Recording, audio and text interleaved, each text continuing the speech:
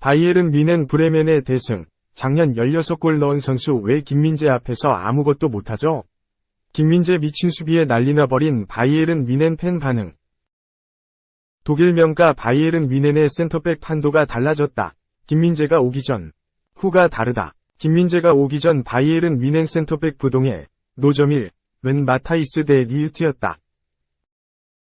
미코스는 네덜란드 아약스 유스 출신으로 2018에서 19시즌 아약스의 유럽축구연맹 챔피언스리그 4강 주역으로 세계적인 주목을 받았다. 데 리흐트는 2019년 이탈리아 명가 유벤투스로 이적한 후 2022년 바이에른 뮌헨 유니폼을 입었다. 이적료에 큰 돈을 쓰지 않는 바이에른 뮌헨은 데 리흐트를 품기 위해 당시 구단 역대 두 번째로 높은 이적료 7,700만 유로, 1,125억 원을 지불했다. 바이에른 뮌헨 유니폼을 입은 데 리흐트는 경쟁력을 이어갔고 세계 최고의 센터백 중 하나로 평가를 받았다. 바이에른 뮌헨 센터백에 있어서 데 리흐트의 파트너가 누구인지 문제가 될 뿐 그의 존재감은 흔들리지 않았다. 하지만 김민재가 온 후 분위기가 달라졌다. 데 리흐트가 종아리 부상 후유증을 겪고 있는 것도 영향을 미쳤다. 현재 바이에른 뮌헨, 노점일, 센터백은 김민재라는 평가다. 독일 언론들도, 그리고 투마스 투엘 바이에른 뮌헨 감독도 인정을 했다. 바이에른 뮌헨이 올 시즌 72경기에서 판가름이 났다.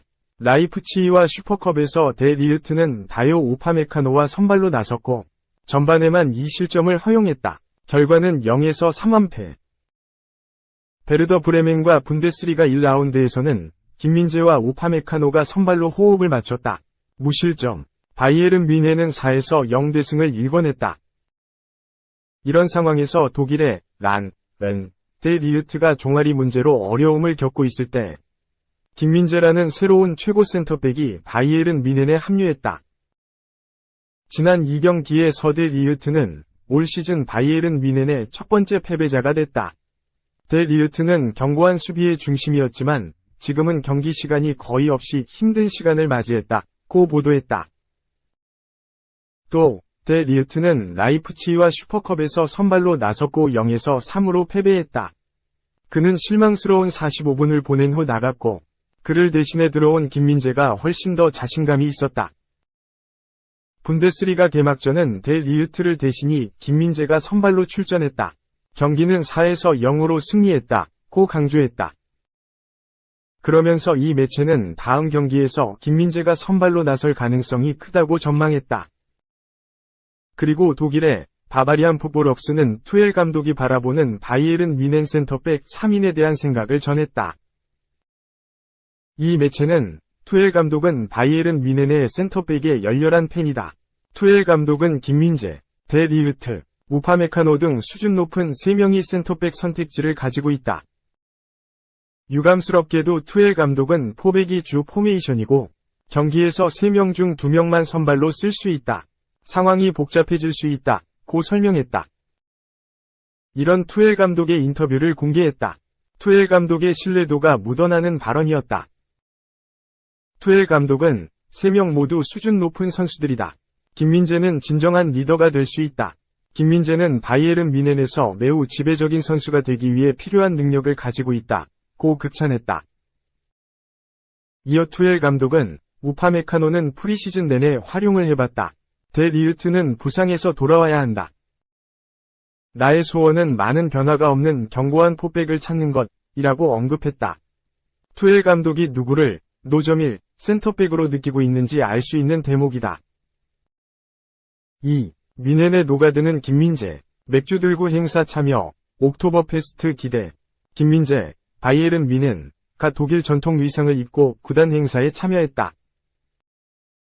바이에른 뮌헨은 24일 한국 시각 구단 홈페이지를 통해 옥토버 페스트 축제 복장을 입은 선수단의 사진을 공개했다.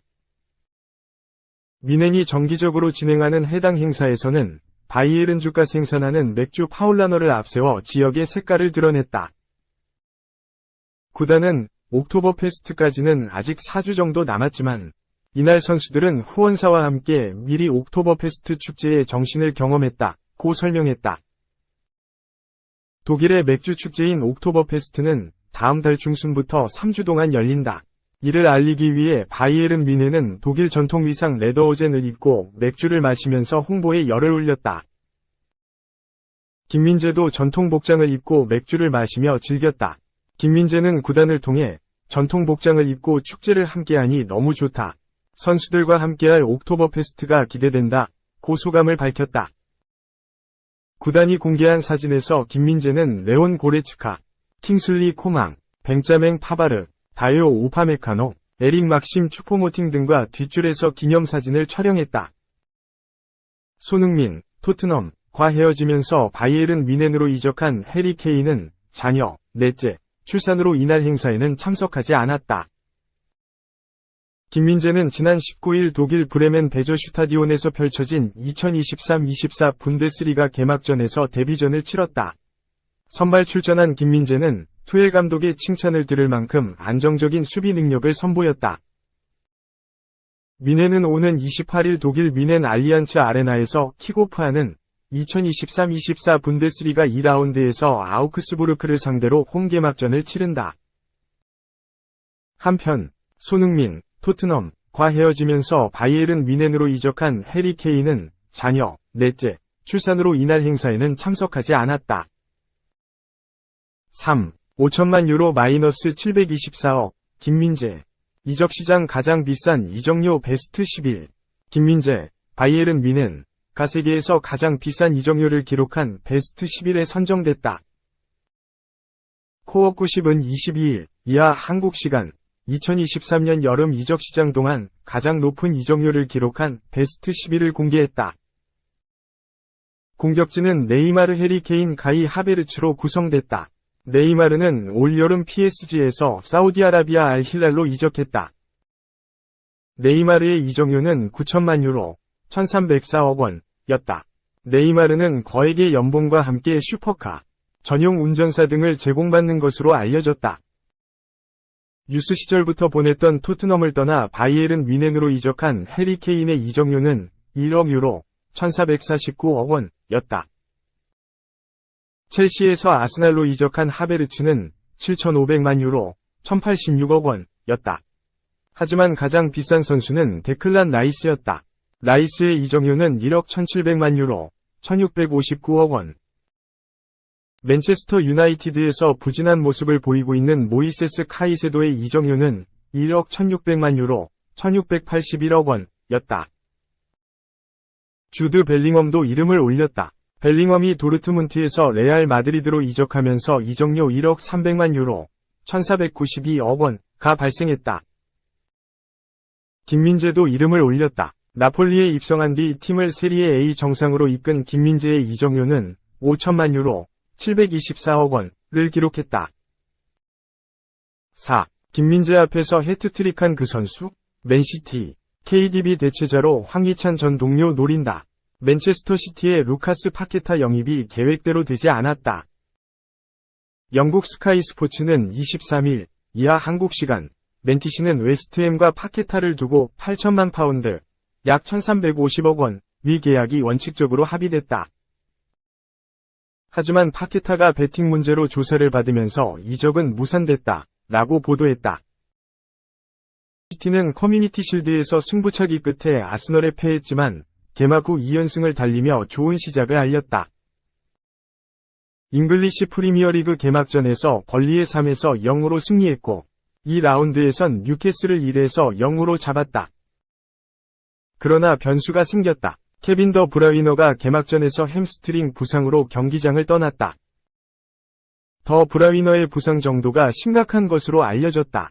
펩 과르디올라 감독은 더 브라위너의 부상이 심각하다. 수술이 결정되면 3개월에서 4개월 결장할 수도 있다 라고 말했다. 더 브라위너의 이탈은 맨시티 입장에서 타격이 크다. 과르디올라 감독의 전술 아래 더 브라위너는 반드시 필요한 선수다. 더 브라위너는 뛰어난 전진성과 날카로운 패스로 공격 기회를 만들고 때론 중거리 슈팅으로 직접 골까지 넣는다. 지난 시즌 엘링 홀란드까지 합류하면서 파괴력은 더욱 강해졌다. 지난 시즌 컵대회 포함 49경기에 나와 10골 31도움을 기록했다. 더 브라위너의 활약 속에 맨시티는 지난 시즌 트래블을 달성했다. 유럽 축구연맹 챔피언스리그 우승을 차지하면서 이번 시즌 많은 대회를 앞두고 있다. 우에파 슈퍼컵을 치렀고 피파 클럽 월드컵도 참가해야 한다. 맨시티는 당연히 이번 시즌도 트래블을 목표로 한다. 경기가 많아진 만큼 선수들의 체력 안배가 중요하다. 하지만 선수층이 두터운 상황은 아니다.